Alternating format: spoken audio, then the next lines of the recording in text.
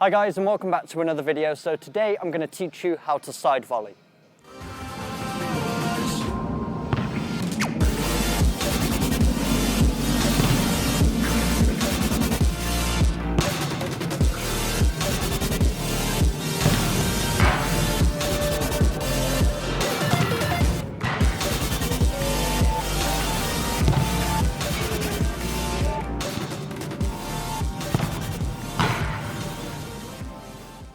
So I'm not going to lie, the side volley is a very difficult technique. You can use it for shooting, you can use it for passing, you can use it for clearing the ball if you're a defender, and you can actually even use it if you're a goalkeeper.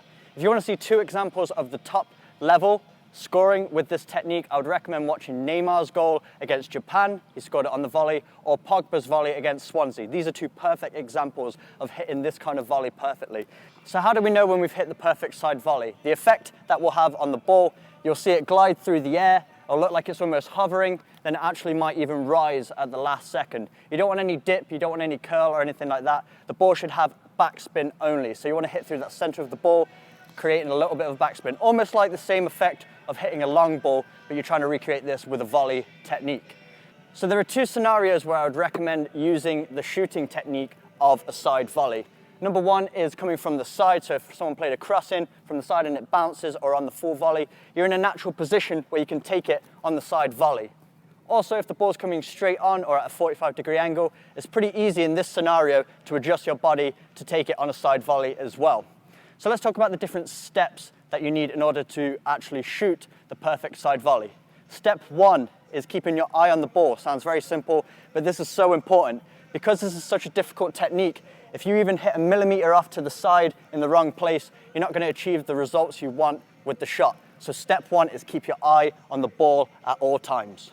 Step two is how high you need to raise your leg. This is where I see most players getting it wrong. When I see a lot of players trying to hit a side volley, they're hitting too low. Their foot's coming too low off the ground. They're sort of hitting like this. And if you think about it, you want to hit with the flat surface of your foot right on the top, because that's where you're going to achieve the cleanest connection.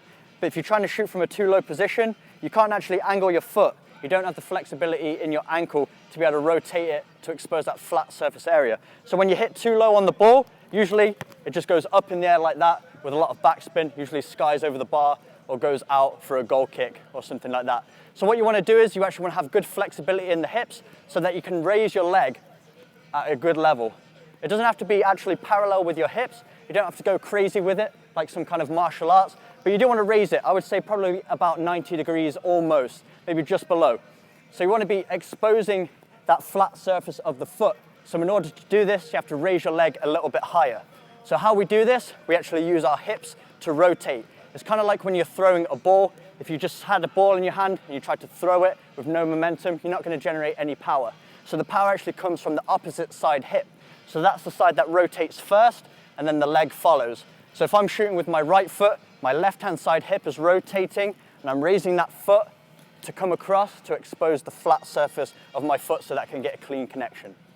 So the next point is our planting foot. And like any shooting technique, if you want to achieve accuracy in the shot, you want to always point the planting foot where you want the ball to go.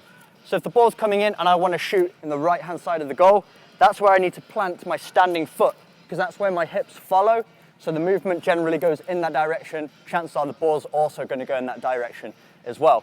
So you need to actually rotate the foot sometimes. So if the ball's coming from the side and you're standing side on, if you just try and hit the volley like this, it's probably going to go over there somewhere because you don't have that rotation in the foot and your hips aren't going to travel in that direction. So if I'm taking a side volley from the right-hand side, I need to rotate my foot out, my planting foot, towards where I want the ball to go. So instead of just coming onto it and hitting it, before I've actually raised my leg, I want to come and plant my standing foot with a rotation towards that target, and then my foot's going to come across and hit it cleanly towards that side. So let's talk about the area of the ball we want to be hitting. So we've actually raised our foot so that we can expose the laces area here. So this is where you want to be hitting, right in the center of the foot there. It's the densest part, a lot of hard bones in there, so you're going to get a very clean connection. Nice wide surface area. So when you've rotated your foot out like this because you've raised your leg, you want to be hitting through the center of the ball, but not just hitting through the center of the ball. You almost want to chop down on the ball, because what's going to happen is when you hit through the center, it's going to come off nice and straight. but as you chop down, you create a little bit of backspin, and that's what makes it rise at the last second. So it's kind of like when you curl a ball, if you hit towards this side and it's spinning, it's going to curl this way. If you put topspin on it, it's going to go up and down. Same with backspin, it's going to go from low to high. So when you hit through the center of the ball, it stays mid-flight, and then that backspin is what takes it up at the last second, out of the keeper's reach. Hopefully it hits the top corner. So now let's talk about the follow-through. So after we've struck that ball, we don't want our foot to go in the direction of where the ball's going. It does initially, but you want to make sure it's chopping down. So as you've hit that ball, your leg should come down. That's what's creating that backspin. I see a lot of players, when they hit the volley, they're kind of just spinning around and they lose all control of the ball. It adds unnecessary spin. The ball doesn't do what they want it to do. So make sure you stay nice and disciplined. You've got to have a nice strong core upon impact. Slight bend in the knee for stability. So you're nice and strong in that standing leg, so you have full control over your body. Your arms out for balance and your hips are rotating. And after you've made contact with that ball, you're chopping down on it. So you should be coming to a standing position on both feet as soon as possible. You're not coming off the ground or anything like that. That's a different volley technique. So stay disciplined with it. As you make contact with it, snap your hips down. Make sure that foot is driving towards the ground diagonally. That's what's going to create the backspin that you want.